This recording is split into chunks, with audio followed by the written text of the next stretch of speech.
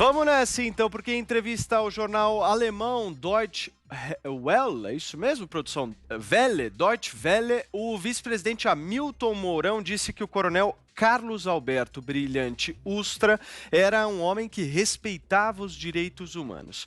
Ustra é o primeiro militar a ser reconhecido pela justiça como torturador durante a ditadura. Vou abrir aspas para o Mourão. Ustra foi meu comandante no final dos anos 70 do século passado e era um homem de honra e um homem que respeitava os direitos humanos de seus subordinados. Então, muitas das coisas que as pessoas falam dele, eu posso te contar, porque eu tive uma amizade muito próxima com esse homem. Isso não é verdade. O vice-presidente da República ressaltou que o governo Bolsonaro não concorda com a tortura, que, segundo ele, não é uma política com a qual nosso país simpatize, e disse ser necessário esperar que a história faça a sua parte. Em 2018, pouco antes das eleições, Mourão disse em entrevista à Globo News que heróis matam, ao ser questionado sobre as ações de Ustra à frente do DOI-CODE durante o regime militar. Thaís Oyama, para a gente começar os comentários da tarde desta sexta-feira. Pois é, essa TV é alemã, né, Paulo? Mas o jornalista que fez a entrevista é um homem muito experiente, ele é um jornalista britânico, chama-se Tim Sebastian, e ele é muito competente, muito incisivo, muito rápido. E ele emparedou o vice-presidente Hamilton Mourão, né? Inclusive usando aquela estratégia de fazê-lo repercutir ou comentar declarações que nem foram ele, que nem tinha sido ele que havia dado. Por exemplo, pegou muitas declarações do presidente Bolsonaro e jogou para o vice dizer o que achava.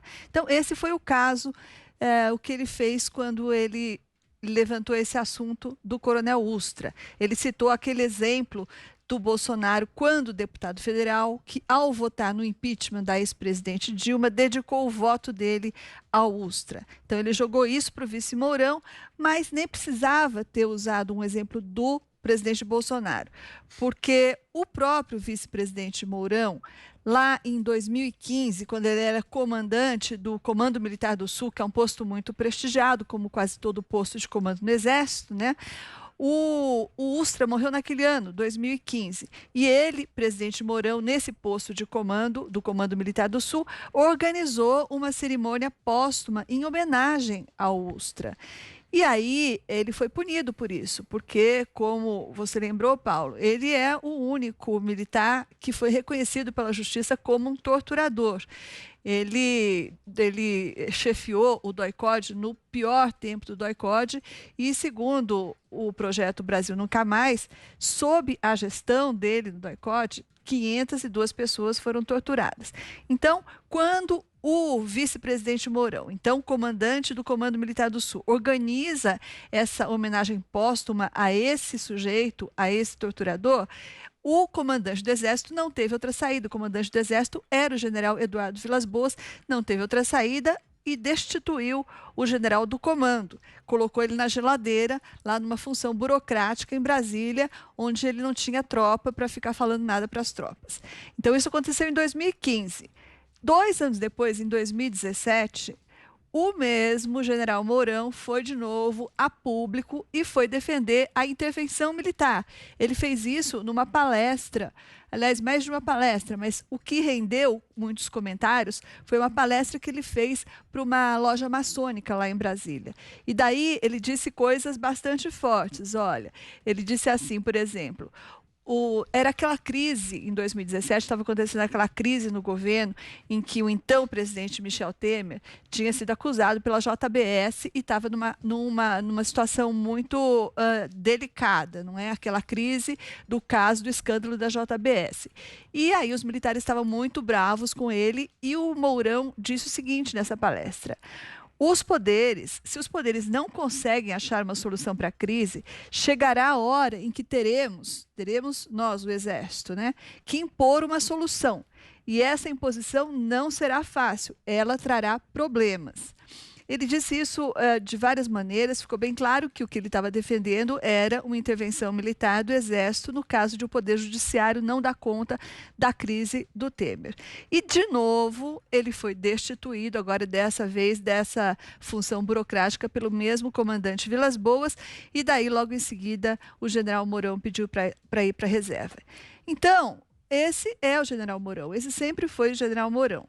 Hoje ele é vice-presidente e ultimamente ele resolveu dar várias, todo dia de manhã ele para dar entrevista e daí ele fica lá resolvendo, editando, arredondando as últimas frases que o presidente Bolsonaro disse, né? Frases disparatadas, ele vai lá e dá uma consertadinha, dá uma arredondadinha. Mas é evidente que o vice Mourão não faz isso só para ajudar o governo Bolsonaro e nem para ajudar só o presidente Bolsonaro. Ele, com isso, ele ganha visibilidade, ele aparece e, mais do que isso, ele ganha, ou pelo menos ele tenta trazer para ele a fama de moderado, né? Que é um estilo, como a gente vê, que só muito recentemente ele adotou. Muito bem, Thaís Oyama. Agora você, Luiz Carlos Azedo.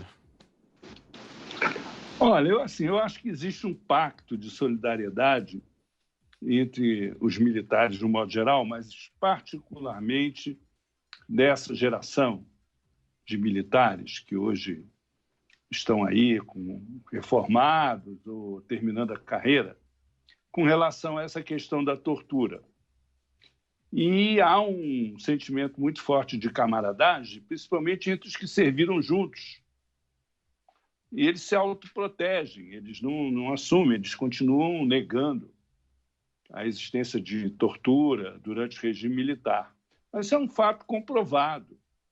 E o Ustra realmente era torturador, era um sujeito de péssima índole, porque quem se propõe a ferir, machucar, humilhar uma pessoa que está em defesa não é uma pessoa de bom caráter, né? Não se pode dizer que seja um militar de honra, né? Tanto que esses que estavam na linha de frente foram denunciados não chegaram ao generalato. Agora, há uma questão que a gente deve levar em conta também, que é a seguinte: essa geração também é saudosista do regime militar, que foi encerrado abruptamente com a eleição do Tancredo Neves. Eles esperavam fazer um outro tipo de transição. Conseguiram negociar uma retirada organizada. Isso foi um processo que começou lá em 79, com a anistia, que foi recíproca, né? E que eu acho que todo mundo deve respeitar. Foi um pacto da transição à democracia no Brasil. Mas eles são saudosistas do regime militar, isso aí não resta a menor dúvida. Isso fica evidente nas entrevistas, nas declarações, quando eles se referem àquele período. E aí eu queria destacar, para encerrar, que a carreira militar era uma via de ascensão política até 85.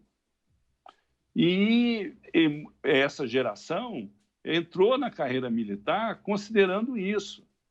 Só para os militares que ingressaram na carreira depois da redemocratização é que ela deixou de ser uma via de ascensão política, até a eleição do Bolsonaro, certo?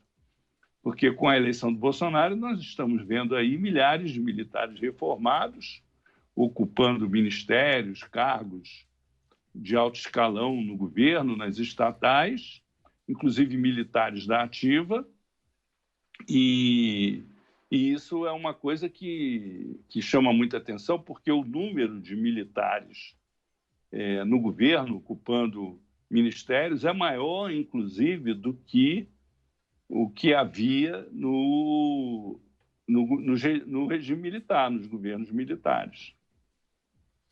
Josias.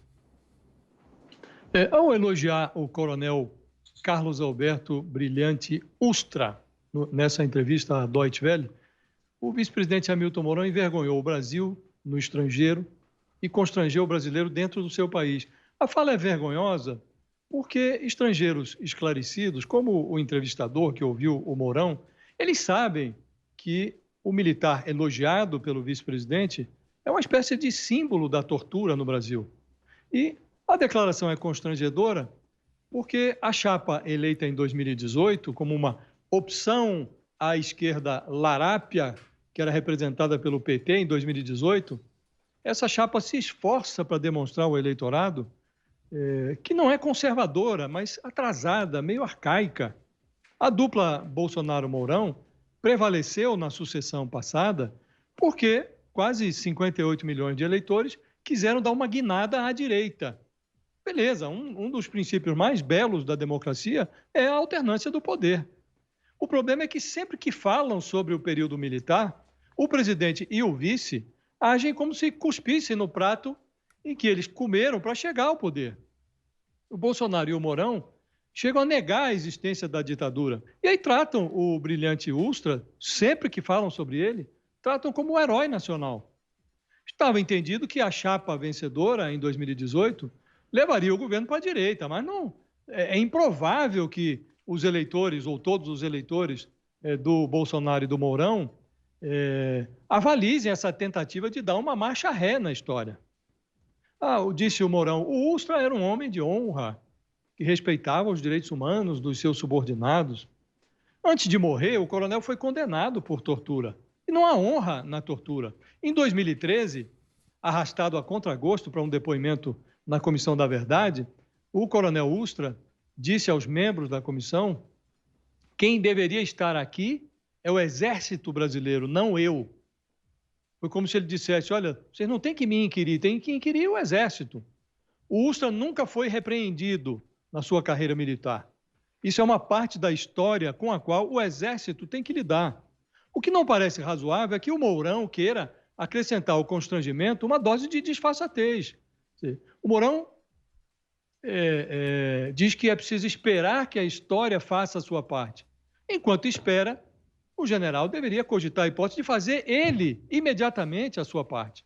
Se o general admira tanto o torturador, ele que confesse a sua idolatria para o espelho, mas não fique constrangendo o país e os eleitores e os brasileiros com elogios a quem não merece elogio.